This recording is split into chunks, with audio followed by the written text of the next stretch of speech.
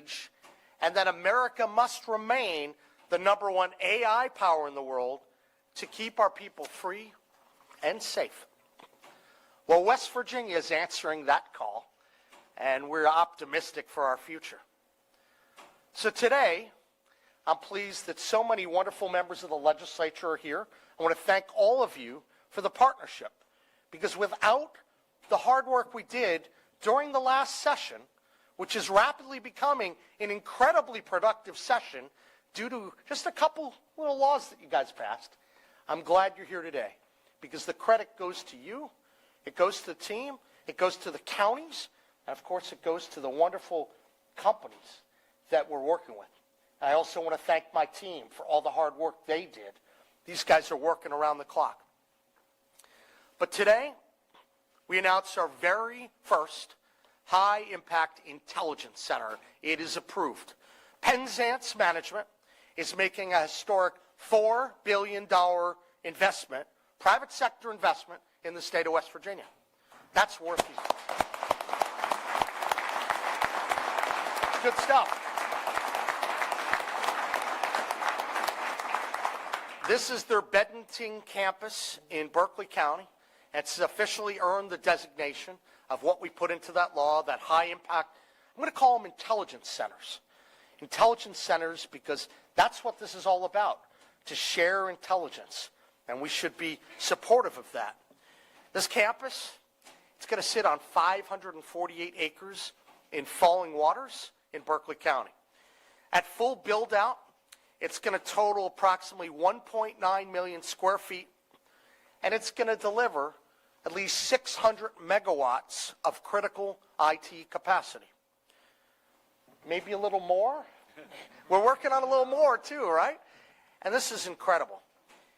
It's expected to create over 1,000 construction jobs when they start, and at least 125 full-time permanent jobs. Now, I don't know that anyone wants me to cite what the pay level of those permanent jobs are, but when you have permanent jobs in this area, they pay a lot. And in some cases, they're paying over $100,000 or more. I'm not here to talk about all of that today, but these are incredible things. And they're good for our people. They're good for Berkeley County and the Eastern Panhandle. They're good for West Virginia. And I'm happy to mention one reason why. When we did that intelligence law, the microgrids, we developed a formula for how that was going to operate.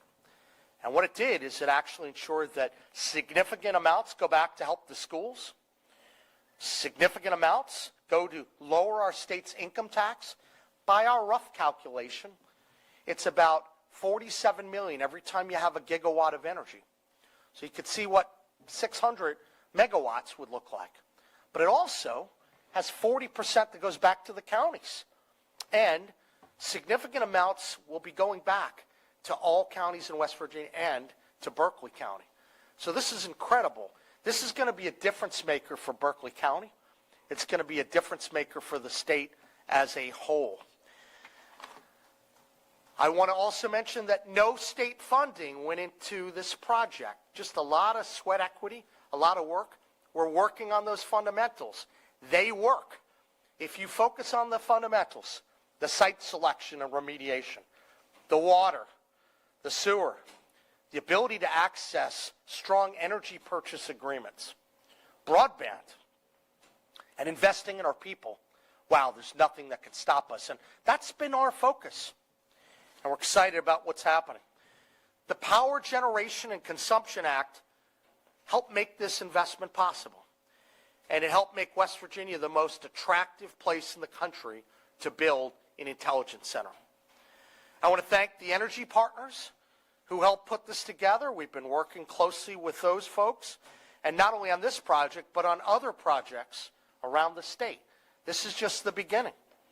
I also want to reassure the people of West Virginia that infrastructure costs associated with these intelligence centers, they're paid for by the projects, not West Virginians. We're excited about that. I think all of us in this room, we want to make sure we use our vast coal and natural gas resources to meet the increased demand that we're going to face. Now, the word is getting out.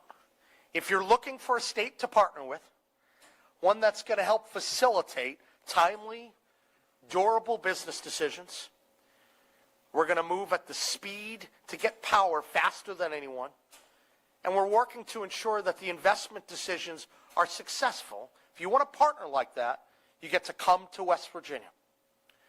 I think today's announcement proves that the work we're doing, a combination of the work of the legislature and our executive, it's just hard to imagine how much progress we've seen in such a short period of time. I do want to note that this project qualified to be a high-impact intelligence center because it exceeds at least 90 megawatts of projected load.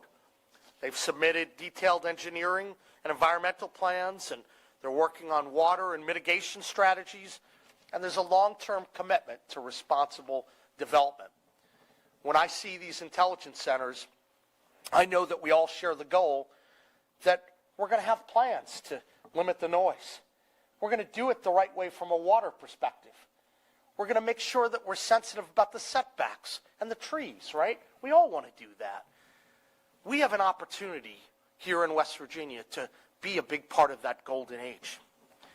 Now, what I want to do, if our comms team can put up these posters, I want to walk people through just what's happened. We'll start with since October 1st alone. Is it up? There it is. It's up. All right, between October 25 and yesterday, my administration has helped secure more than $6.5 billion in new private investment, and that's estimated to create approximately 8,000 jobs. And we try to vet these to be very careful. We'll move on to the next one.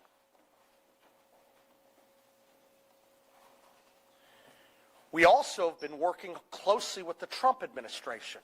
We know the importance of building infrastructure, right? I think all of us do. And we spent a lot of time developing a really good application for the Rural Health Transformation Fund, something I hope moves through the House very, very quickly, because that, if we do it right, could be worth $1 billion. That's incredible. And the rural health opportunity means that we're going to be improving healthcare outcomes, getting more people into the workforce, driving more productivity, strengthening our economy, and lifting up our standard of living. It's exciting. We also know that in a modern era, we need broadband. And so I was very pleased to work, once again, the legislature for all their good work, our federal delegation, and everyone. We were able to secure that $546 million to serve 73,000 unserved locations in West Virginia. That matters because if you don't have the basic infrastructure, you're not going to be successful. If you don't have the fundamentals in place, you're not going to be successful. Let's go to the next slide. Today, we had something really new and dynamic to this list. We have a minimum investment of $4 billion. Let me ask anyone in this room, have you heard of something larger than $4 billion in the whole time you've been here? Anyone? No. This is incredible. And let me say, based upon our research, it looks like we're on pace to have the largest economic development year in the state's history. We're on pace for that. Thank you. And certainly, since October 1st, this 5-year period, it's been very, very robust. Can we move to the next slide? We put this slide together for a reason. We obviously want to work closely. We have the public sector investment. I mentioned the two, the Rural Health Fund and the broadband. But look at that private sector investment. $10.5 billion and over 9,000 projected jobs. Those are good numbers. But I want to tell you, we're not done yet. We have more and more opportunities. I'm aware of more. I know at the State of the State I was eager to mention some of these, but we knew that we needed a little more time. I like to wait until the ink is dry before I make an announcement, right? And so sometimes people want the news sooner, but we're doing it when we have certainty that these things are going to happen. So we're really excited about that. Is there one more that we have here? Think about that. Did you ever think we'd get to that point through all the work that we've done? Total investment, public and private, $12 billion. Total projected jobs, 10,000. And let me be clear, there are other great things happening in West Virginia. You know, we're not including, I had a memorandum of understanding with Secretary Burgum last week, right? I went there so that West Virginia had primacy in the regulation of mining on federal lands. That's not included within, but that's going to result in hundreds of jobs, good jobs. There are other announcements that we weren't involved in. They come in, that's great. That's not in there. These are the ones that we've been involved in, we're working with folks on. That means that there's incredible opportunity for West Virginia's future. But none of it would be possible without making West Virginia more attractive from an investment perspective and making the policy changes that underlie sound investment decisions. And we've been able to do that, and I hope we can continue to do that in the future.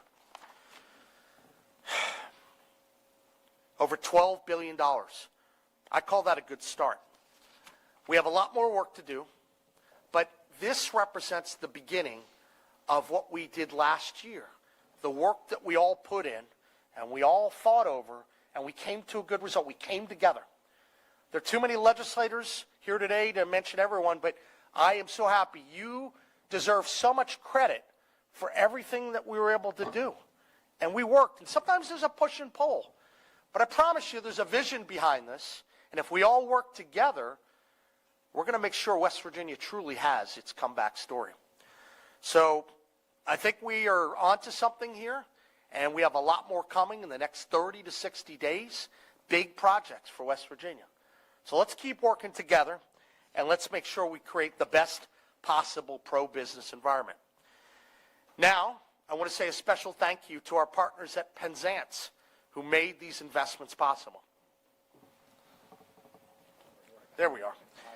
Thank you, Victor, for your confidence in West Virginia. It really means a lot. And thank you.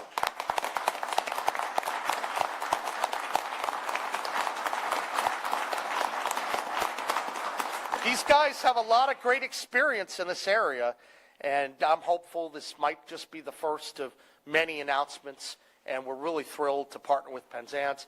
I see that we have folks from Berkeley County. I know we have our finance chairman here. We have Eddie Gokenauer from the commission. We have a lot of wonderful people here. This is a big day for West Virginia. Now what I'd like to do is turn it over to Victor Tolkien for some remarks. So Victor, thank you.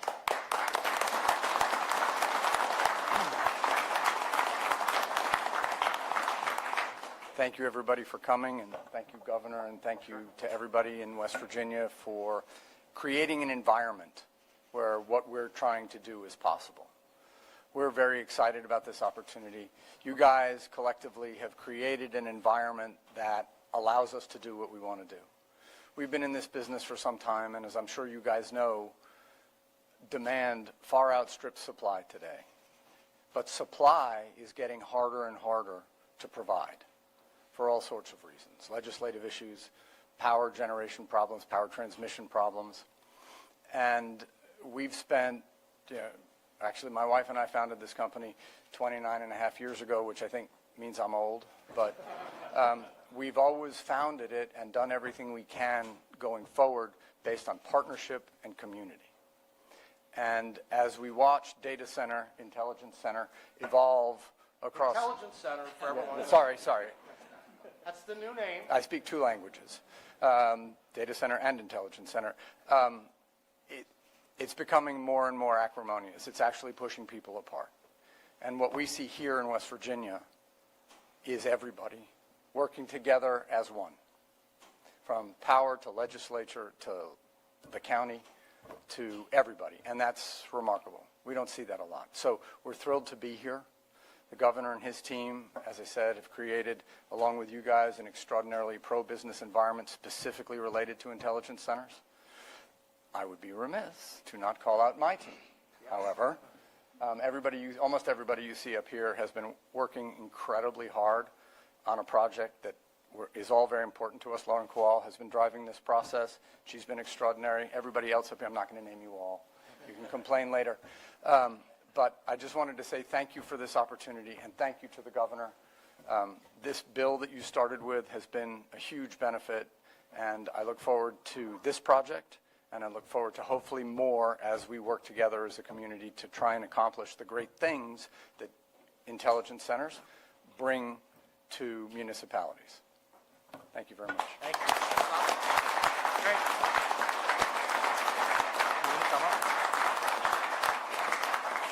And now I'm also pleased to bring up to the mic my friend from Berkeley County, the president of the Berkeley County Commission, Eddie Gokenauer. Eddie.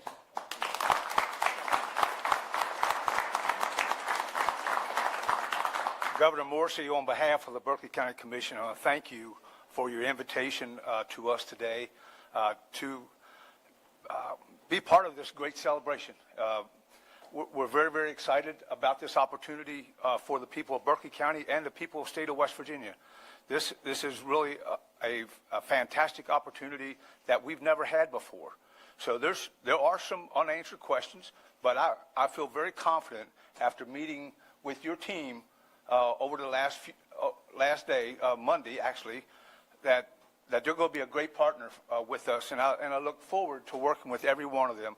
I will also say, Governor, that your gentleman, Chris Morris, is top-notch. Amen. Yeah, I really appreciate him a lot.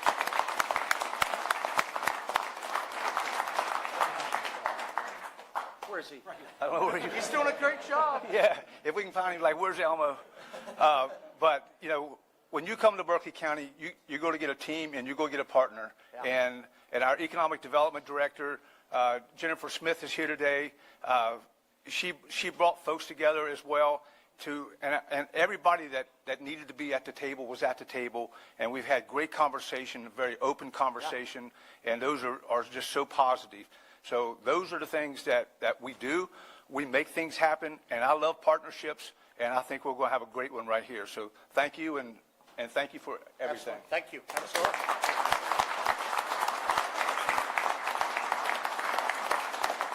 Well, I'm so grateful that folks came all the way down from Berkeley County. It certainly means a lot. And for Penzance that came in. And also for all the legislators who are here today. I can't name everyone. I see our Senate President in the background, Randy Smith. Is the Speaker here too? Where's the Speaker? Speaker's back there as well. We got the Deputy Speakers. We got everyone here. This is a great event.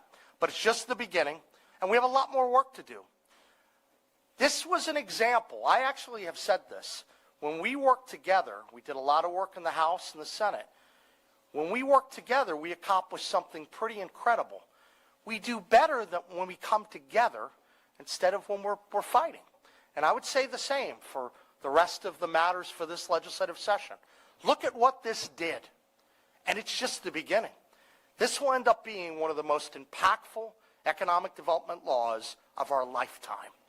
And we're just beginning. $4 billion today, a lot more coming into the future. So I want to thank everyone for coming, all the wonderful people, and then I'm happy to take any questions from media that may be here. Katie Coyne. By the way, thank you for coming back. You haven't been here as much lately. Nice to see you.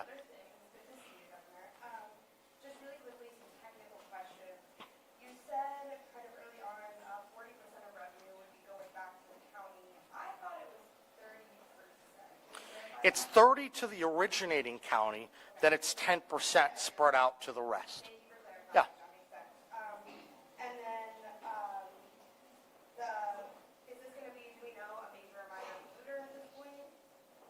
Look, I know that we're going through right now, we still have to go through a lot of the processes, but we're feeling very good about the steps that we have from an environmental perspective. And I think one of the advantages of having this intelligence center designation is that we can bring people in, and then we're going to have the ability to continue to work with them all the permitting to do it the right way. So we're probably not going to get into every detail in terms of this intelligence center today, but I can tell you that the process here, I think, is designed to avoid some of what you saw with other places around the state, where sometimes we didn't even know that something was coming, and we like to do this in an organized manner, that when you hit the triggers for the intelligence center, then you come in and we work through soup to nuts all of the permitting. So we appreciate it.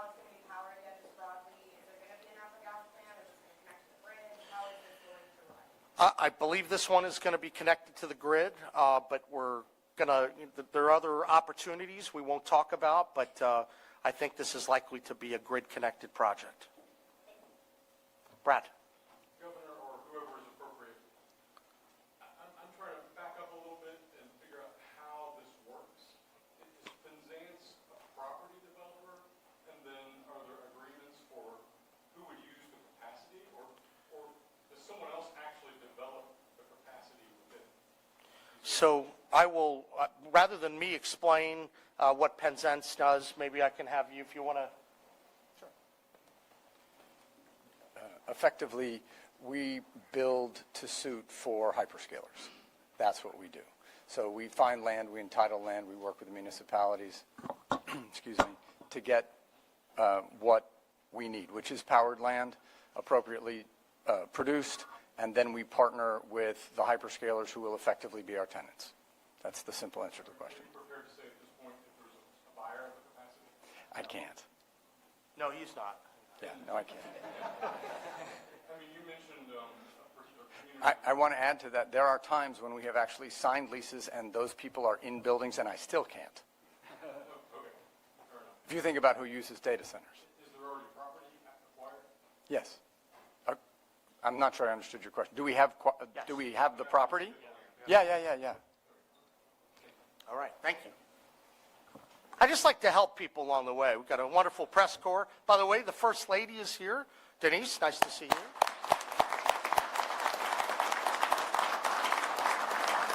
Other questions from media? Got Young in the back. If I could piggyback off of Brad's. Yeah. Sir, could you expand just a little bit on what Penzance's footprint is outside of West Virginia? If it's okay, I'd rather not at this time, but if you want to submit some questions to our press team, they'll give you answers. Yeah, all I can tell you, this is a terrific company, and they've worked with some of the biggest companies out there. And, you know, as you may know, sometimes there are sensitivities given that some of the larger, whether it's hyperscalers or others that are having conversations, people like to break things when they occur at the right time. So we appreciate that. Other questions that you may have for me? Is that Charlie there? All right. Yeah. You talked a little bit about the 10% going to other counties. Obviously, this affects Berkeley County. What does this mean for the rest of the counties in the state? Well, the way the formula operates, obviously, it's going to benefit the whole state because once these are fully operational, then you obviously are getting the benefit in terms of the educational systems within the counties. You're getting the benefit of the 50% reduction that goes into the income tax reduction fund. And then the way the 40% is divided, it's obviously the 30% originating and 10%. So that's a lot more money than what anyone's ever received before. That's the point I always made about these intelligence centers, that this is the first. So there wasn't the revenue there. So when there was the back and forth about how the money could be divided, we wanted to make sure that we're building a platform to get more people here. So I'm very happy that we're all on the same page, and it's terrific. But this is big for certainly the originating county, but it's also good for the other counties that get to share in that benefit. And I would go further. You know, when you're talking about 1,000 construction jobs and people coming in, I know what that means. I think many of you do as well. People come, they stay in our hotels. People go out to our restaurants. They spend money, and they spend a lot of money. That's increasing our sales tax. When you get these fully operational, you also have power that's used. You know, we're talking about more coal that gets produced, more gas, and then we get severance revenue on top of it. So when you're talking about a $4 billion investment, that has an amazing ripple effect within the community and certainly is very good for the state as a whole. Thanks, Troy. Any other questions from media? Henry. Yeah, is there any kind of a, you know, I understand things still being worked out, but is there any kind of ETA when this sucker should be up and running? I think that they're not prepared to announce the exact ribbon cutting or the opening, but I know that they're working very hard on that, and we're optimistic. One thing I will say, I think as in my conversations and our team's conversations, we care about the speed to build.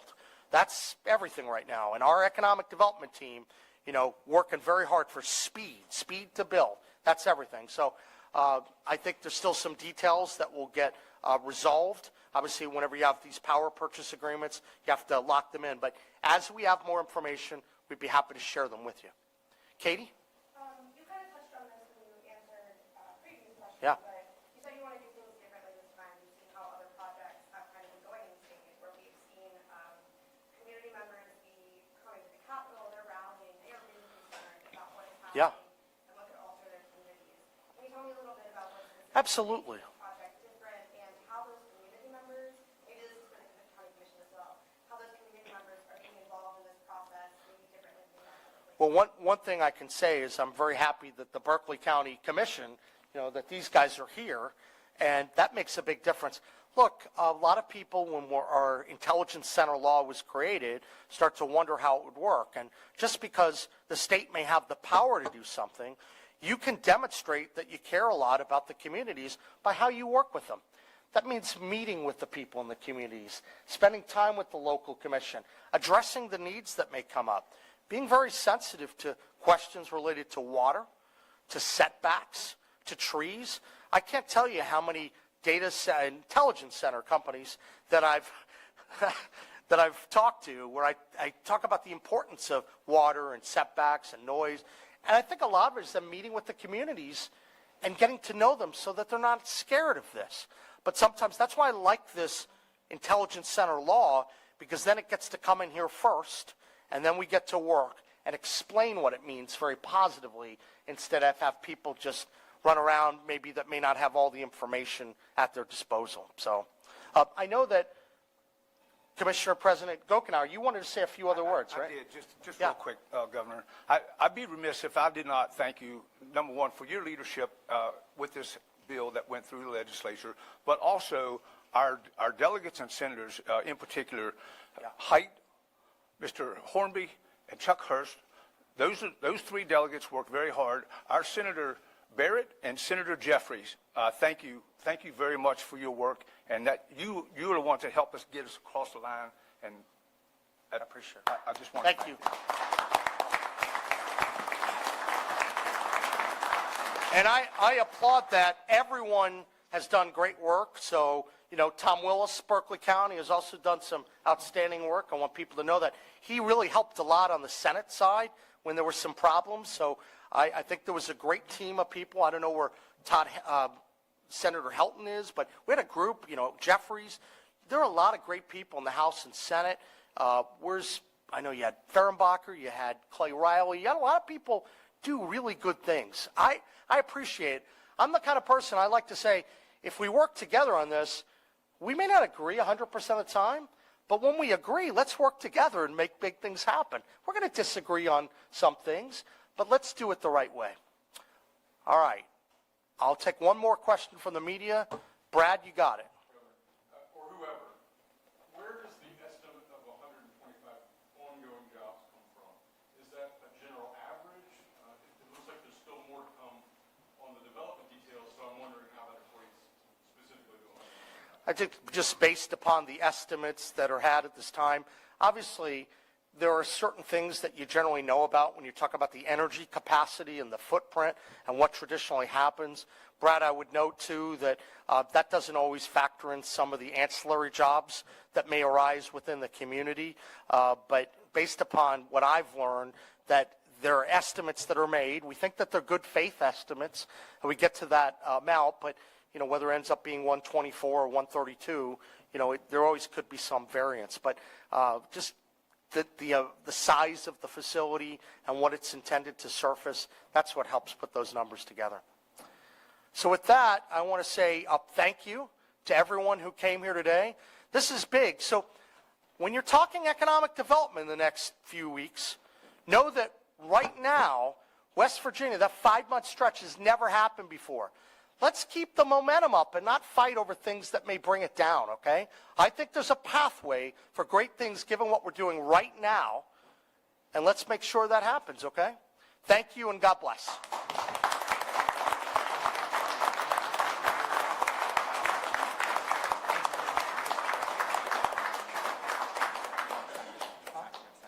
Okay. Actually, I'm told I have one more assignment, so I'm supposed to actually sign the designation. So let's get that done. Folks want to come around?